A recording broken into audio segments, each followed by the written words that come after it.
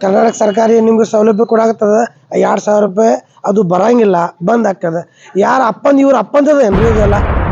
ಎಲ್ಲ MLA MP ಗಳು ಬರೀ ಇಲೆಕ್ಷನ್ ಸಂಬಂಧ ಬರ್ತಾರೆ. ನಮ್ಗೆ ಊಟ ಹಾಕ್ರಿ, ನಿಮಗೇನು ತ್ರಾಸಿದ್ರೆ ತೊಂದರೆ ಇದ್ರೆ ನಾವು ಬಂದು ನಿಂದಿರ್ತೀವಿ ಅಂತೇಳಿ. ಇಟ್ಟು ಜನಗೆ ದೌರ್ಜನ್ಯ ಆಗ್ಲತ್ತವು, ಇಟ್ಟು ಜನರ ಮ್ಯಾಗ ಅನ್ಯಾಯ ಆಗ್ಲತ್ತದ. ಕೆಲವೊಬ್ರು ಮನೆ ಬಿಟ್ಟು ಹೋಗ್ಯಾರ, ಕೆಲವೊಬ್ರು ಸುಸೈಡ್ ಮಾಡ್ಕೊಂಡ್ರೆ ಹೆಣ್ಮಕ್ಳು. MLA ಅವ್ರಿಗೆ ಮತ್ತು ಬಿಜಾಪುರ MP ಅವರಿಗೆ, ಇಡೀ ಬಿಜಾಪುರ ಡಿಸ್ಟ್ರಿಕ್ಟ್ ಶಾಸಕರಿಗೆ ಒಂದು ಮನವಿ ಮಾಡ್ಕೊಳತ್ತೀನಿ. ದಯವಿಟ್ಟು ಈ ವಿಷಯದ ಮ್ಯಾಗ ನೀವು ಗಮನ ತಗೋರಿ. ಇಲ್ಲ ಅಂದ್ರೆ ಮುಂದೆ ಬರೋ ದಿನಮಾನಕ್ಕೆ ನಿಮ್ಗೆ ಯಾರು ಓಟೇ ಹಾಕಂಗಿಲ್ಲ.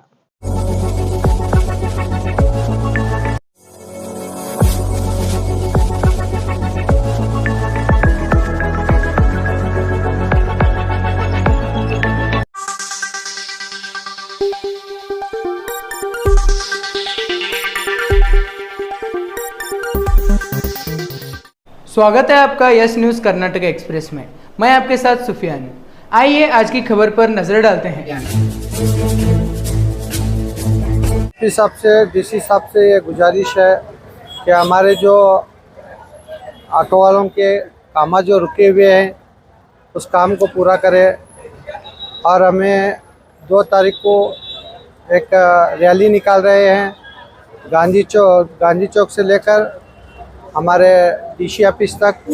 डीसी ऑफिस में मनवी देना है। हमने सारे ऑटो वालों से ये गुजारिश की जाती है कि सारे ऑटो वाले अपने काम धंधे को आगे पीछे करते हुए सारे ऑटो वाले इस रैली में शिरकत फरमाए और ज़्यादा से ज़्यादा अपने दोस्तों को भी, दोस्त अहबाब को भी बुला लगाने की कोशिश करें, क्योंकि हमारे जो मसले हैं ऑटो वालों के, ये कोई सुनने को तैयार नहीं है। इसीलिए ये रैली निकाली जा रही है कि डीसी साहब को एक मनवी देंगे और हमारे काम कर लेंगे। और सुबह 10:30 बजे अब्दुल रज़ाक दरगाह के अंदर सब ऑटो वाले आ जाए भाई, क्योंकि ऑटो वालों का बहुत बड़े बड़े मसले हैं।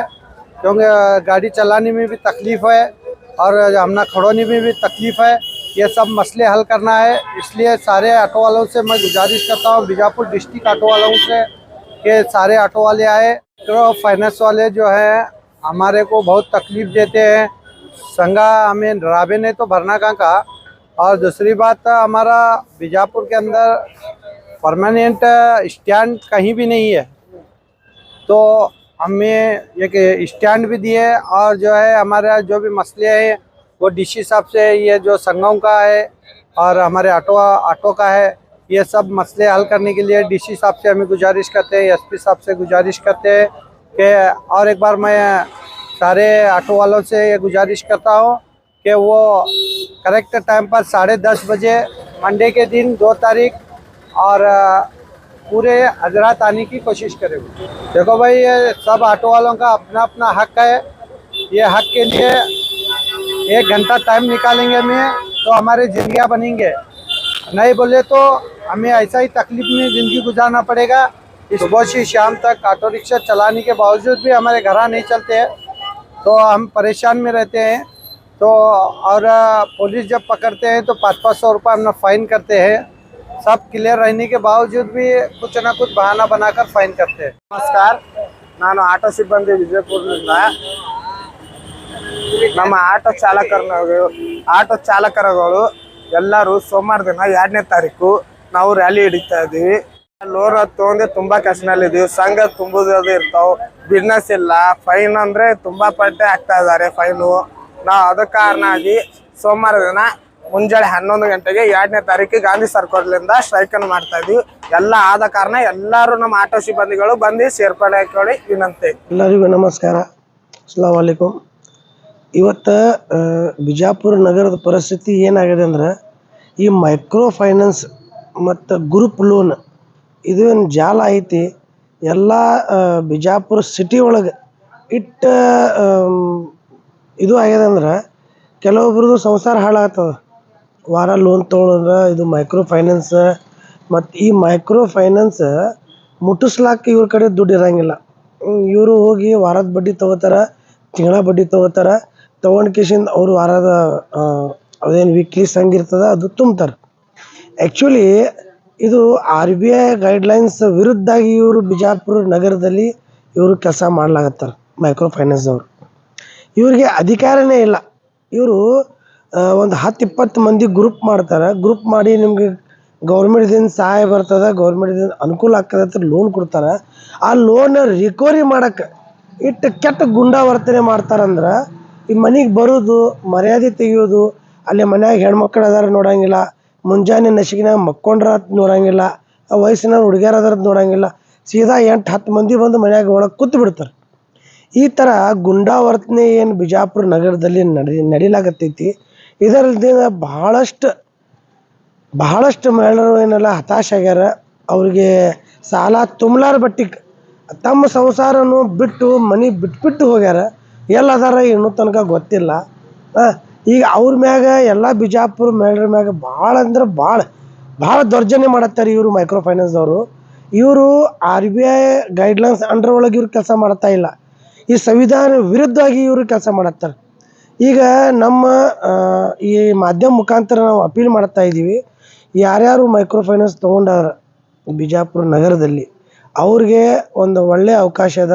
ನಾಳೆ 2 ತಾರೀಕಿಗೆ 11 ಗಂಟೆಗೆ ಅಖಿಲ ಭಾರತೀಯ ಜಮ್ಜಮ್ ಅಸೋಸಿಯೇಷನ್ ವತಿಯಿಂದ ನಾವು ಒಂದು ಪ್ರತಿಭಟನೆ ಇಟ್ಕೊಂಡಿವಿ. ಅದರ ಜೊತೆಗೆ ಏನು ಬಿಜಾಪುರ ನಗರದಲ್ಲಿ ಆಟೋ ರಿಕ್ಷಾ ನಡೆಸಲಾಗುತ್ತಾರೆ. ಕೆಲವೊಬ್ಬರು ಎಜುಕೇಟೆಡ್ ಆಗಿ ಸಾಲಿ ಕಲ್ಚಿಂದ ಯಾವುದೇ ನೌಕರಿ ಸಿಗ್ಲಾರ ಬಟ್ಟೆಗೆ ಅವರು ಆಟೋ ರಿಕ್ಷಾ ಹೊಡೆಯತ್ತಾರೆ. ಅವರು ಖುದ್ದಾರಾಗಿ ನಮ್ಮ ಮನ್ಯಾಗ ಅಂತಾರೆ ಇವ ಎಷ್ಟು ಖುದ್ದಾರ ಅದಾನ ಅಂತೇಳಿ. ₹1 ಕಳ್ತನ ಮಾಡೋಂಗಿಲ್ಲ. ಆಟೋ ರಿಕ್ಷಾ ಒಳಗೆ ಏನಾರು ವಸ್ತು ಬಿಟ್ಟು ಹೋದ್ರೆ ಪೊಲೀಸ್ ಸ್ಟೇಷನ್ ಹೋಗಿ ತಲುಪ್ತಾರೆ. ಪೊಲೀಸ್ ಸ್ಟೇಷನ್ದವ್ರಿಗೆ ಕೊಡ್ತಾರೆ, ಪೊಲೀಸರವ್ರಿಗೆ ಅವ್ರು ಕರೆದು ಕೊಡ್ರಿ ಅಂತೇಳಿ. ಇಂಥವ್ರ ಮ್ಯಾಗೂ ಕೆಲವೊಬ್ಬರು ದಿವಸದಿಂದ ಭಾಳ ಅವ್ರಿಗೆ ತೊಂದರೆ ಆಗ್ಲತ್ತದ. ಇವರು ಅವ್ರ ಮನ್ಯಾಗ ಸಂಘ ತೊಗೋತಾರೆ. ಇವರು ಹೊರಗೆ ಏನದ ಅವ್ರಿಗೆ ನಿಂದ್ರಾಕ ಜಾಗಿಲ್ಲ, ಎಲ್ಲ ಕಡೆ ವನ್ವೇ ಮಾಡ್ಯಾರ. ಅವ್ರಿಗೆ ಶೀಟ್ ಕುಂದಿರ್ಸ್ಲಾಕ ಅವಕಾಶ ಇಲ್ಲ. ಪೊಲೀಸರು ಅವ್ರಿಗೆ ದಂಡ ಹಾಕ್ತಾರೆ. ಕೆಲವೊಬ್ರು ಲೈಸೆನ್ಸ್ ಇಲ್ಲ, RTO ಲೈಸೆನ್ಸ್ ಮಾಡಿ ಕೊಡಾಗತ್ತಿಲ್ಲ. ಕೆಲವೊಬ್ರು ಪಾಸಿಂಗ್ ರಿನ್ಯೂವಲ್ ಮಾಡ್ಲಾಕ RTO ಅವಕಾಶ ಕೊಡ್ಲಾಗತ್ತಿಲ್ಲ. RTO ಆಫೀಸ್ ಒಳಗೆ ಏಜೆಂಟ್ರ ₹1000 ಕೇಳ್ತಾರೆ. ಇವ್ರ ಬಳಿ ಎಲ್ಲಿ ದುಡ್ಡು ಬರಬೇಕು? ಆ ಸಂದರ್ಭದಲ್ಲಿ ಇವರು ಆಟೋ ರಿಕ್ಷಾದವರು ನಾವು ದುಡಿಲಾಗತ್ತಿಲ್ಲ, ನಮಗೆ ದುಡಿಲಾಕ ಅವಕಾಶ ಬರಾಗತ್ತಿಲ್ಲ, ನಾವು ಸಂಘ ಎಲ್ಲಿಂದ ತುಂಬಲಿ? ಈ ಆಟೋ ರಿಕ್ಷಾದವರು ಆಗಲಿ, ಈ ಮಹಿಳಾ ಸಂಘ ತೊಗೊಂಡ್ರು ಆಗಲಿ, ಇಬ್ಬರು ಸೇರಿ ನಾಳೆ 2 ತಾರೀಕು ಸೋಮವಾರ ದಿವಸ ನಾವು ಗಾಂಧಿ ಚೌಕಲಿಂದ DC ಆಫೀಸ್ವರೆಗೂ ಒಂದು ಪಾದಯಾತ್ರೆ ಇಟ್ಕೊಂಡಿವಿ. ಶಾಂತಿ ರೀತಿಯಿಂದ ಒಂದು ಪಾದಯಾತ್ರೆ ಮಾಡಿ ನಮ್ಮ DC ಸಾಹೇಬ್ರ ಮುಖಾಂತರ ನಮ್ಮ ಕರ್ನಾಟಕ ರಾಜ್ಯ CM ಸಿದ್ದರಾಮಯ್ಯ ಅವರಿಗೆ ಒಂದು ಮನವಿ ಕೊಡಾಕತ್ತೀವಿ. ಏನತ್ತಂದ್ರೆ ಇವು ಸಂಘ ಏನು ಮೈಕ್ರೋ ಫೈನಾನ್ಸ್ ಅವ್ರಿಗೇನು ಪರ್ಮಿಷನ್ ಕೊಟ್ಟರೆ ಏನು? ಈ ₹1000 ಕೋಟಿ ಇವರು ಎಲ್ಲಿಂದ ತಂದರು? ಇವ್ರ ಕಡೆ ಇವ್ರ ಬಳಿ ಹೆಂಗೆ ಬತ್ತು? ಇವು RBI ಗೈಡ್ಲೈನ್ ಮೀರಿ ಇವ್ರು ಯಾಕೆ ರೊಕ್ಕ ವಸೂಲಿ ಮಾಡತ್ತಾರೆ? ವಾರ ರೊಕ್ಕ ವಸೂಲಿ ಮಾಡೋದು ಅಧಿಕಾರ ಒಳಗದ? ಮನೆ ಮುಂದೆ ರಿಕವರಿ ಏಜೆಂಟ್ 10 ಮಂದಿ ಬಂದು ಕಿಶಿಂದ ಬಾಯಿ ಬಂದಾಗ ಬೈಯೋದು ಅಧಿಕಾರ ಒಳಗದ? ಅದೇ ರೀತಿ ನಾವು ಎಲ್ಲ ಬಿಜಾಪುರ ಜನರಿಗೆ ಒಂದು ಮನವಿ ಮಾಡ್ಕೊಳತ್ತೀವಿ, ಒಂದು ಕೈ ಜೋಡಿ ರಿಕ್ವೆಸ್ಟ್ ಮಾಡ್ಕೊಳತ್ತೀವಿ.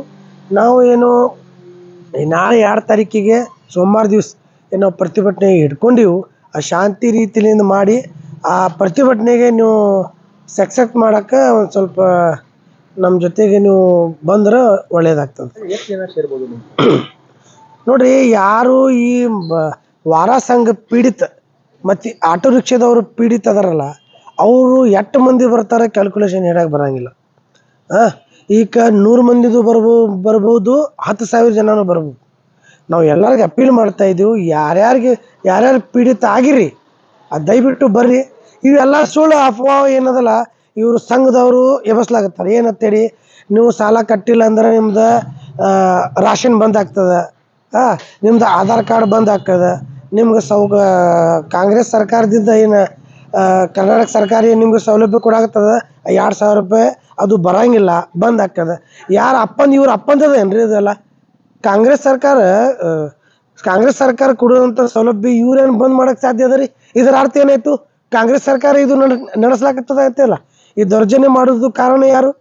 ಇವರು ಸರ್ಕಾರ ಹೆಸರು ಹೇಳತ್ತಾರೆ ಅಂದ್ರೆ ಮತ್ತು ಇದರ ಹಿಂದೆ ಯಾರದಾರ? ಈಗ ಬಿಜಾಪುರ ಜಿಲ್ಲೆ ಆಗಲಿ, ಬಿಜಾಪುರ ಡಿಸ್ಟಿಕ್ ಆಗಲಿ, ಎಲ್ಲ MLA MP ಗಳು ಬರೀ ಇಲೆಕ್ಷನ್ ಸಂಬಂಧ ಬರ್ತಾರೆ. ನಮ್ಗೆ ಊಟ ಹಾಕ್ರಿ, ನಿಮಗೇನು ತ್ರಾಸಿದ್ರೆ ತೊಂದರೆ ಇದ್ರೆ ನಾವು ಬಂದು ನಿಂದಿರ್ತೀವಿ ಅಂತೇಳಿ. ಇಟ್ಟು ಜನಗೆ ದೌರ್ಜನ್ಯ ಆಗ್ಲತ್ತವು, ಇಟ್ಟು ಜನರ ಮ್ಯಾಗ ಅನ್ಯಾಯ ಆಗ್ಲತ್ತದ. ಕೆಲವೊಬ್ರು ಮನೆ ಬಿಟ್ಟು ಹೋಗ್ಯಾರ, ಕೆಲವೊಬ್ರು ಸುಸೈಡ್ ಮಾಡ್ಕೊಂಡ್ರೆ ಹೆಣ್ಮಕ್ಳು. ಈಗ ಇವ್ರಿಗೆ ಕಣ್ಣಿಗೆ ಕಾಣಾಗತ್ತಿಲ್ಲೇನ್ರಿ? ಈ ಮುಖಾಂತರ ನಾನು ಬಿಜಾಪುರ MLA ಅವ್ರಿಗೆ ಮತ್ತು ಬಿಜಾಪುರ MP ಅವರಿಗೆ, ಇಡೀ ಬಿಜಾಪುರ ಡಿಸ್ಟ್ರಿಕ್ಟ್ ಶಾಸಕರಿಗೆ ಒಂದು ಮನವಿ ಮಾಡ್ಕೊಳತ್ತೀನಿ. ದಯವಿಟ್ಟು ಈ ವಿಷಯದ ಮ್ಯಾಗ ನೀವು ಗಮನ ತಗೋರಿ. ಇಲ್ಲ ಅಂದ್ರೆ ಮುಂದೆ ಬರೋ ದಿನಮಾನಕ್ಕೆ ನಿಮ್ಗೆ ಯಾರು ಓಟೇ ಹಾಕಂಗಿಲ್ಲ. ಇಷ್ಟಿನ ಮುಂಚೆನೂ ಜಿಲ್ಲಾಧಿಕಾರಿಗೆ ಮನವಿ ಕೊಟ್ಟಿದ್ರು, ಅದು ಏನು ಉತ್ತರ ಬಂತು? ನೋಡ್ರಿ, ಇದಕ್ಕಿಂತ ಮುಂದೆ 15 ದಿವಸ ಹಿಂದ್ರಿ ಒಂದು ನಾವು ಅಷ್ಟೇ ಸ್ವಲ್ಪ ಜನ ಬಂದ ಕೇಸಿಂದ DC ಸಾಹೇಬ್ರಿಗೆ ಮನವಿ ಮಾಡ್ಕೊಂಡಿದ್ದೀವಿ. ನೋಡ್ರಿ ಸರ, ಇದು ಭಾಳ ತೊಂದರೆ ಆಗ್ಲತ್ತದ. ದಯವಿಟ್ಟು ಅವ್ರಿಗೆ ಕರೆಸ ಒಂದು ಮೀಟಿಂಗ್ ತಗೋರಿ. ಅದರ ಹಿಂದೆ ನಾವು ಪರ್ಟಿಕ್ಯುಲರ್ ಎಲ್ಲ ಫೈನಾನ್ಸ್, ಮೈಕ್ರೋ ಫೈನಾನ್ಸ್ ಹೆಸರು ಬರ್ದಿದ್ದೀವಿ. ಹೆಸರು ಬರೋದು DC ಸಾಹೇಬ್ರಿಗೆ ಕೊಟ್ಟಿದ್ದು ಮತ್ತು SP ಸಾಹೇಬ್ರಿಗೆ ಕೊಟ್ಟಿದ್ದೀವಿ. ಈ ಮನೆ ಮುಂದೆ ಬಂದು ಇವರು ಗುಂಡಾವರ್ತನೆ ಮಾಡತ್ತಾರ ಸರ್. ದಯವಿಟ್ಟು ಇವ್ರ ಮ್ಯಾಗೆ ಸ್ವಲ್ಪ ಆ್ಯಕ್ಷನ್ ತಗೋರಿರ್ತಾರೆ. ಇನ್ನೂ ತನಕ ಏನೂ ಆ್ಯಕ್ಷನ್ ಆಗಿಲ್ಲ. ಈಗ ನಾಳೆ ನಮ್ಮದು ಬೃಹತ್ ಪ್ರತಿಭಟನೆ ಐತಿ. ಅದ್ರ ಮುಂದೆ DC ಸಾಹೇಬರು ಏನು ಡಿಸಿಷನ್ ತಗೋತಾರ ಅದು ನೋಡ್ಕೇಸಿಂದ ಇಲ್ಲೇನೋ ಇವ್ರು DC ಸಾಹೇಬ್ರ ಮುಖಾಂತರ ನಾವು CM ಸಿದ್ದರಾಮಯ್ಯ ಅವರಿಗೆ ಮನವಿ ಮಾಡತ್ತೀವಿ. ಇದು ಬಿಟ್ಟು ಮತ್ತು ಆಟೋ ಚಾಲಕರು ಅವರು ನಿಮ್ಮ ಗುಳಾನೆ ಬರ್ತಾರೆ. ಈಗ ನೋಡ್ರಿ, ಈ ಆಟೋ ರಿಕ್ಷಾದವ್ರದ್ದು ಸಂಸಾರ ಅದ, ಅವನದು ಹೆಂಡತಿ ಮಕ್ಕಳದ. ಅವ ಆಟೋ ರಿಕ್ಷಾದವರು ಮನ್ಯಾಗ ಅವರು ಸಂಘ ತೊಗೊಂಡ್ರು. ಈಗ ಎಷ್ಟು ಸಂಘ ತೊಗೊಂಡ್ರಲ್ಲ, ಅವ್ರ ಮನೆಯವರು ಆಟೋ ರಿಕ್ಷಾ ಹೊಡಿತಾರೆ, ಅವರು ಬರತ್ತಾರೆ ಇದ್ರಾಗ. ಅದರ ಜೊತೆಗೆ ಬಿಜಾಪುರ ನಗರದಲ್ಲಿ ಯಾವ ಆಟೋ ರಿಕ್ಷಾದವ ಪೀಡಿತ ಆಗ್ಯಾನ, ಯಾರು ಅವನಿಗೆ ತೊಂದರೆ ಕೊಟ್ಟಾರ, ತ್ರಾಸ ಕೊಟ್ಟಾರ. ಈ ಕೆಲವೊಬ್ರು ವಿಷಯದೊಳಗೆ ನೋಡ್ರಿ ಪೊಲೀಸರು ಅಡ್ಡಾದಿಡ್ಡ ಬೈತಾರೆ. ಆ ಸಂದರ್ಭದಲ್ಲಿ ಅವರು ಭಾಳಷ್ಟು ಪೀಡಿತ ಆಗಿ ನಮಗೆ ಒಂದು ಸ್ವಲ್ಪ ಸಹಾಯ ಮಾಡಿರಿ. ಮತ್ತು ಇದು ಎಲ್ಲ ಏನದಲ್ಲ ಕೆಲವೊಂದು ಕಡೆ ಮನವಿ ಮಾಡ್ಯಾರ. ಈಗ ಆಟೋ ರಿಕ್ಷಾದವ ಆಗಲಿ ಮತ್ತೊಂದು ವಾಹನ ಆಗಲಿ ರೈಟ್ಸ್ ಆಫ್ ಈಕ್ವಾಲಿಟಿ ಅಂತೇಳಿ ಆಟೋ ರಿಕ್ಷಾದವ್ರಿಗೆ ಸಿಗ್ತಾ ಇಲ್ಲ.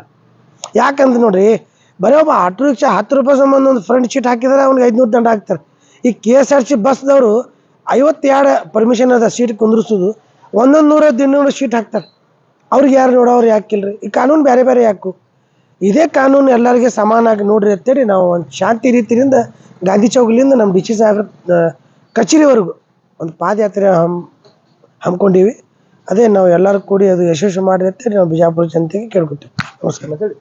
ನಮ್ಮ ಹೆಸರು ಯೂಸುಫ್ ಜಮಾದಾರ್, ಅಖಿಲ ಭಾರತೀಯ ಜಂಜಮ್ ಅಸೋಸಿಯೇಷನ್ ರಾಜ್ಯಾಧ್ಯಕ್ಷ. ಯಾವುದೇ ಹೊಸ ಸುದ್ದಿಯನ್ನ ನೋಡಲು ನಮ್ಮ S-News ಕರ್ನಾಟಕ ಎಕ್ಸ್‌ಪ್ರೆಸ್ನ ನೋಡ್ತಾ ಇರಿ. ಹಾಗೆ ನಮ್ಮ ಚಾನೆಲ್ನ ಸಬ್ಸ್ಕ್ರೈಬ್ ಮಾಡಿ, ಬಾಜು ಇರುವ ಬೆಲ್ ಐಕಾನ್ ಅನ್ನ ಕ್ಲಿಕ್ ಮಾಡಿ. ಹಾಗೆ ನಮ್ಮ ಚಾನೆಲ್ನ ಲೈಕ್ ಮಾಡಿ, ಶೇರ್ ಮಾಡಿ. ನಮ್ಮ ನಡೆ ಸತ್ಯದ ಕಡೆ.